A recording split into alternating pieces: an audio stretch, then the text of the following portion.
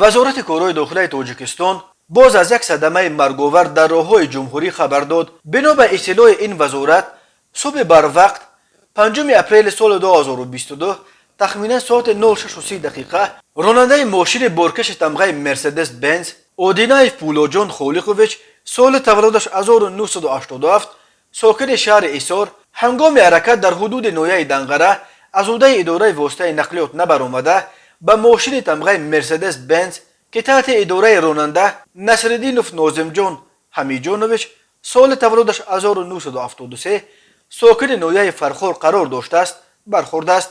در نتیجه راننده افت مرسدس بنز اودینایف جراحت وزن جسمانی برداشته در جای حادثه به هلاکت رسیده است.